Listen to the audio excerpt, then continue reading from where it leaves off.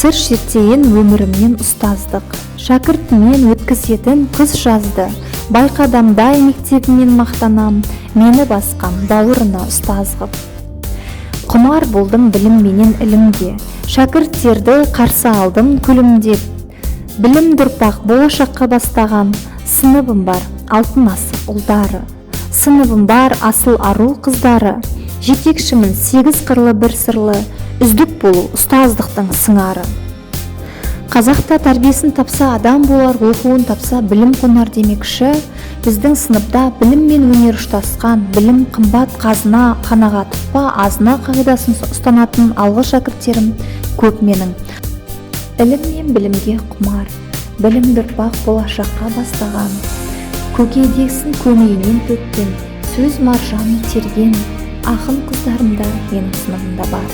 Қолынан бал тамған өнерлі, спорт десе ішкен асын жерге қояр, біліммен бірлігі жарасқан, тал шыбықтай бұралып, мың бұрала билеген қыздар да біздің сыныпта. 8 қырлы, бір сырлы ұл қыздарды тәрбиелеудеміз. Қазіргі таңда 10-шы А сыныбында 14 қыз бала, бір ұл бала білім алуда.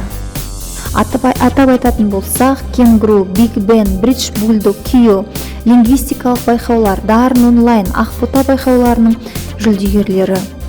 Және де аудандық, облыстық, республикалық, халықаралық байқауларға да қатысып, өз бақтарын сынауда.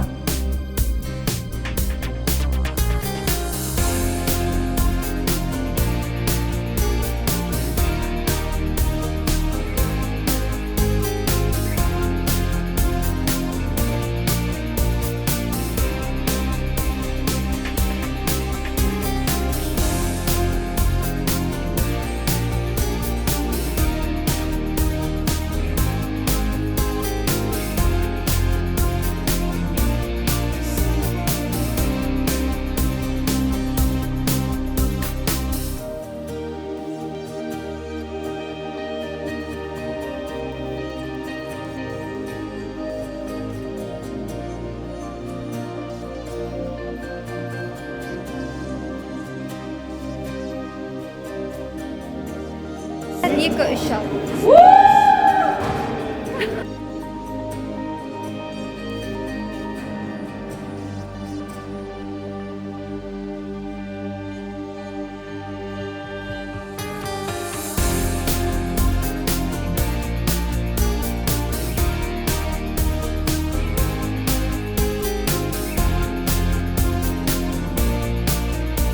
Біздің сыныпта өзін-өзі басқару ұйымының белсенді мүшелері. Атап айтатын болсақ, Жарылқасын әдемі, білімділігі мен жауапкершілігі көзге түскен мектеп президенті. Ал Әбдеш Айғаным болса, білім министрі. Бердібек Арай біліммен ұқыптылы қатар жүретін тазалық министрі.